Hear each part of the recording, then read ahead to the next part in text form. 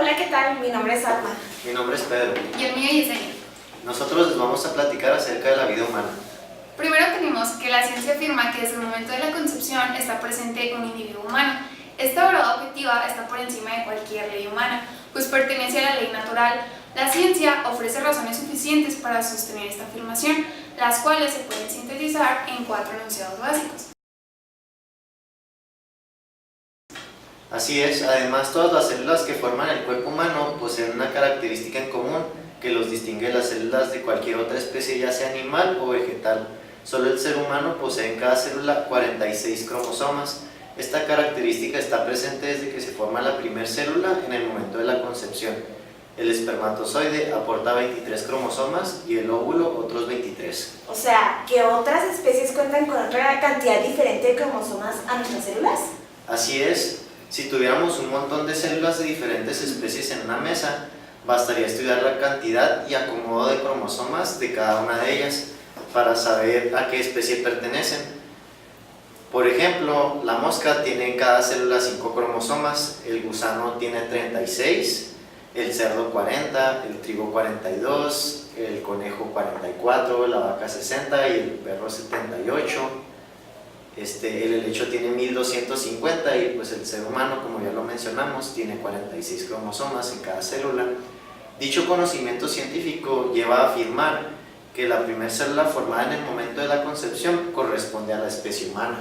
Pero eso no es suficiente para afirmar que esa célula sea un ser humano. Yo tengo millones de células en mi cuerpo y no por eso quiere decir que tengo millones de seres humanos dentro de mí. Ok, tranquila, estoy de acuerdo. En este primer punto no estamos afirmando que exista un ser humano, pero sí que la célula formada en el momento de la concepción pertenece a la especie humana. Ahora veamos el segundo punto. Esa primera célula de la especie humana posee identidad propia, única y irrepetible, ya que cuenta con su propio patrimonio genético, diferente al del padre y al de la madre.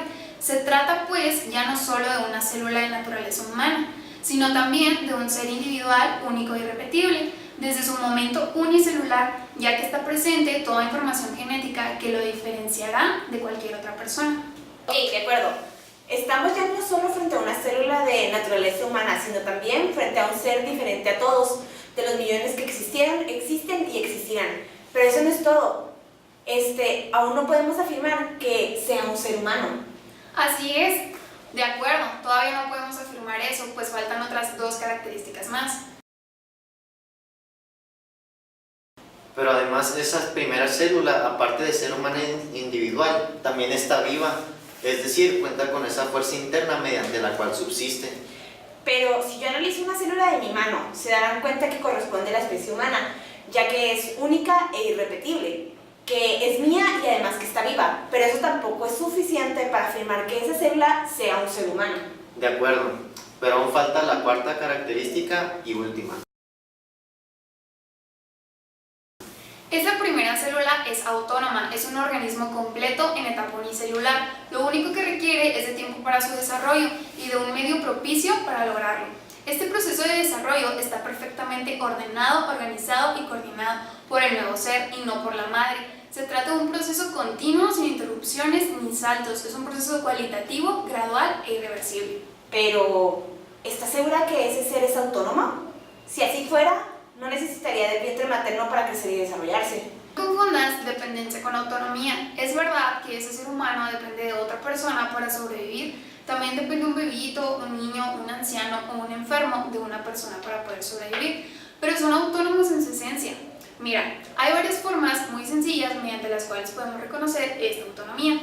Independientemente de la valoración moral, el óvulo fecundado puede implantarse en un útero diferente al de su madre y lograr su plena madurez.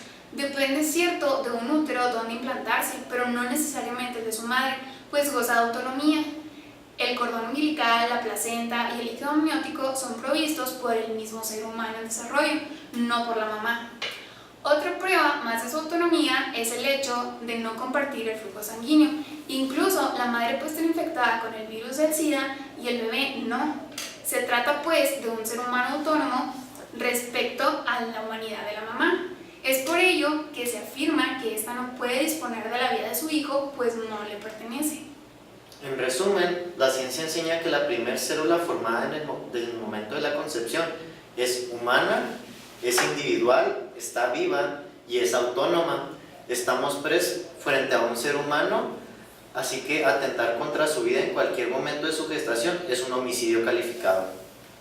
Oigan, pero hoy en día hay muchas personas que conocen esas verdades científicas e irrefutables.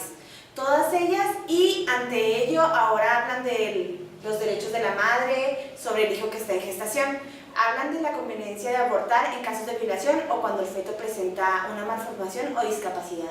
Así es, Alma, y vale la pena considerar todas estas posturas y platicar sobre ellas. Un acto tan brutal e inhumano como la violación no se resuelve con otro acto de extrema violencia como lo es el aborto. Esto no quita o resuelve el trauma psicológico que le deja la violación. Aparte, hay que considerar que estos casos son extremadamente raros, pues el estrés y la condición de violencia minimizan las posibilidades de embarazo. Finalmente, debemos entender que una mujer embarazada por violación no necesariamente querrá abortarlo. Las opciones que debemos ofrecerle son opciones de vida y armonía, como por ejemplo la adopción. Opciones que promuevan justa pena para el violador, opciones terapéuticas que verdaderamente ayuden a la mujer a superar su trauma, sin tener que orillarla a optar por la muerte de su hijo. Hay que recordar que no existe ninguna mujer violada que se arrepienta de haber dado a su hijo en adopción, pero sí hay muchas mujeres arrepentidas de haber optado por dar muerte a la criatura inocente que estaban gestando. Respecto a los que defienden la posibilidad de abortar bebés cuando estos presentan una malformación o discapacidad, hay que recordarles que independientemente de esa condición, son seres humanos, titulares de derechos que merecen se les respete su vida y se les brinden terapias y cuidados especiales. Todos ellos merecen nuestro amor y solidaridad.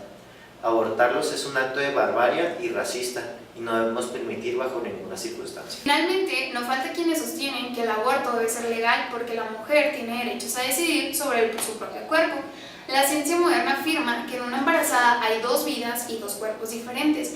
El embrión humano no es parte del cuerpo de la madre, no es un tumor ni un apéndice, es un ser humano en gestación. Los derechos de la madre no eliminan los de su hijo. Aparte, hay que recordarles a estas personas, hombres y mujeres, que las decisiones sobre su propio cuerpo las deben conducir a asumir a una sexualidad responsable, basada en el respeto, el diálogo y el amor conyugal, para evitar embarazos no apropiados. Esa sí es una manera buena de ejercer con responsabilidad los derechos sobre su propio cuerpo, sin sacrificar la vida de otro ser humano en gestación.